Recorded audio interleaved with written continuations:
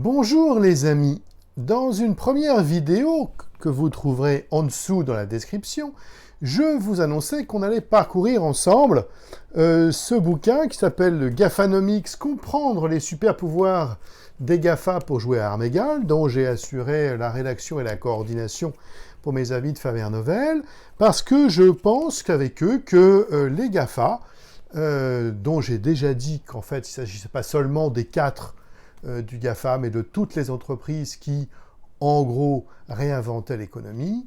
Les GAFA, donc, sont l'avenir, ou un des avenirs du système économique. Et donc, comme je vous l'avais promis dans la première vidéo, on va parcourir ensemble les chapitres de ce livre, et on va commencer par le premier chapitre, qui est page 29, et qui, effectivement, permet de mettre l'accent sur ce que je veux vous dire aujourd'hui, et qui en fait est que les GAFA ne voient pas ce qu'on appelait dans le temps l'informatique, ce qu'on appelle aujourd'hui le numérique, et qu'entre-temps, entre les deux, on a appelé soit les TIC, voire les NTIC, les technologies de l'information et la communication, voire même l'IT, les technologies de l'information. Bref, les GAFA ne voient pas ça comme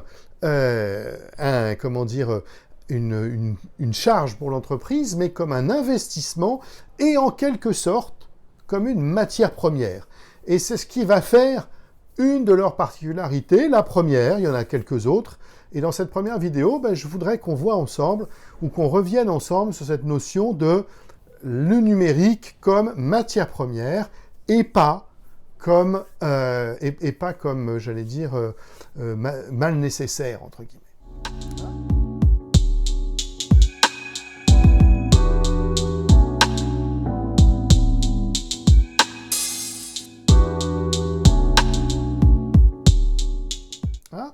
Alors, pour ça, on va prendre une méthode que j'aime bien et qui est de comparer comment c'était avant, parce que finalement, le monde dont on vient n'est pas parfait, mais tous et toutes, on le connaît, on le pratique. C'est pour simplifier la société de consommation. Alors, la société de consommation issue de la Seconde Guerre mondiale, celle qu'on a connue, nos grands-parents, nos parents quand on a mon âge, nos grands-parents quand on est plus jeune, ont connu cette société de consommation que Jean Fourastier avait analysée sous forme de 30 glorieuses. Je vous invite, et je vous mettrai quelque part le lien vers le bouquin de Jean Fourastier, Les 30 glorieuses, que je vous invite à lire. Bref, ce monde-là, on va le comparer, l'utiliser comme étalon de mesure pour le comparer par rapport à ce que font les GAFA aujourd'hui.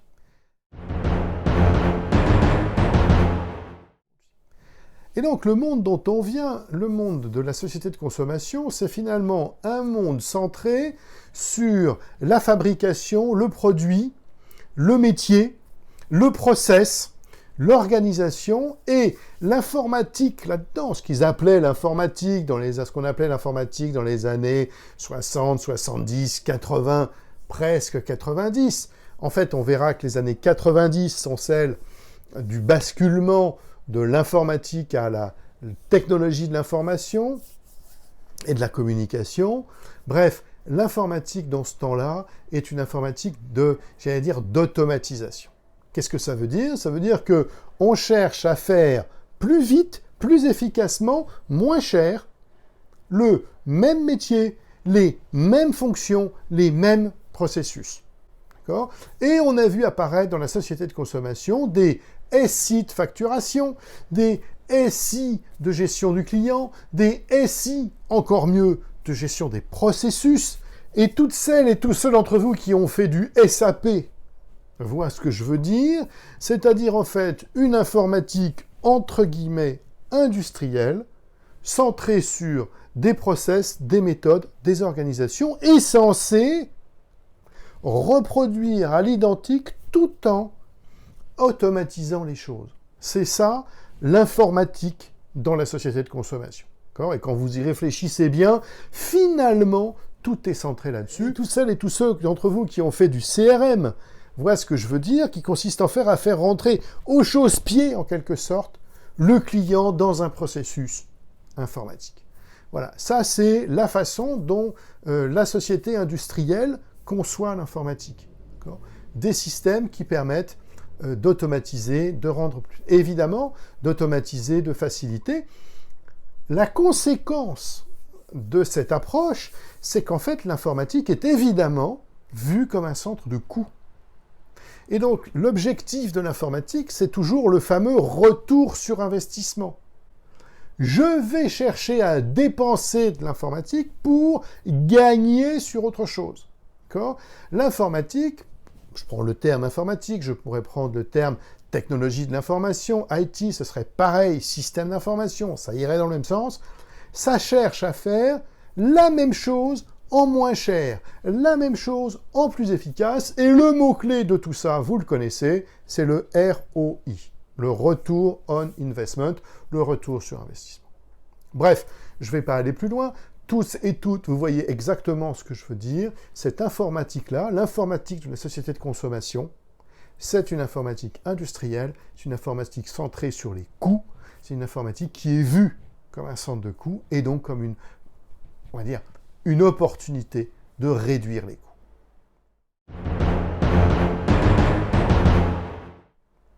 Alors face à ça, nos amis des GAFA, eux, ne voient pas l'informatique comme un centre de coûts, mais comme une matière première, comme une opportunité, comme finalement la base d'un service, et non pas l'optimisation d'un service.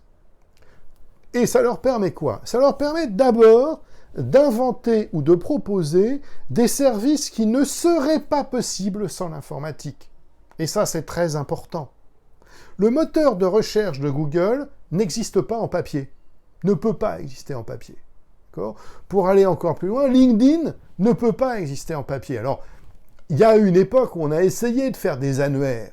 Bon, mais évidemment, LinkedIn, en tant qu'annuaire de professionnels, est un service qui n'est pas un annuaire. D'accord ? Ne cherche pas à reproduire un annuaire. C'est un service qui propose quelque chose de sui generis, comme on dit en latin, de son propre genre, une nouveauté.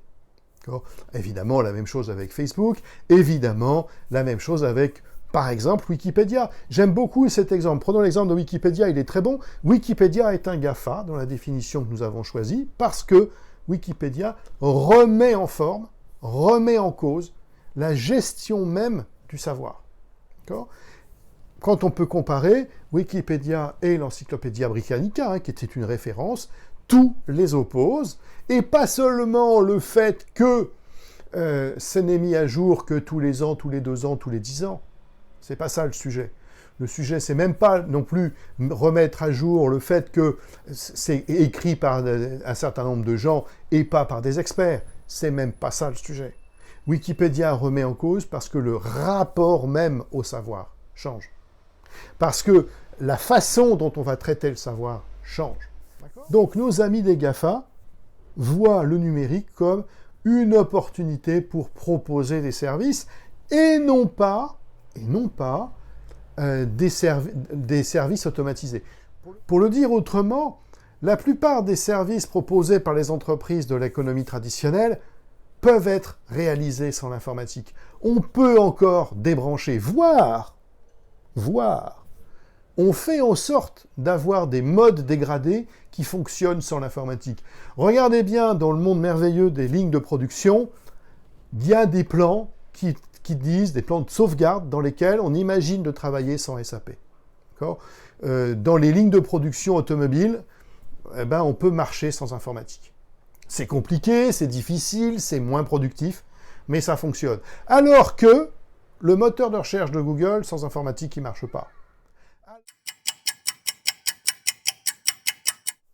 Voilà en quelques minutes ce qu'on peut dire sur les GAFA. C'est tout simple à la base, de se dire finalement, au lieu de voir le numérique, pour le dire avec le terme d'aujourd'hui, l'IT, pour le dire avec le terme d'hier, l'informatique, pour le dire avec les termes d'avant-hier, comme un centre de coût parce que ça sert à optimiser un métier existant, le numérique pour les GAFA, c'est en fait une matière première qui sert à développer un service nouveau. Voilà les amis pour ce premier commentaire sur le chapitre consacré au numérique dans le bouquin et que vous trouverez page 29. Eh bien écoutez, je vous remercie de votre attention et je vous dis à très bientôt pour un deuxième commentaire de ce bouquin.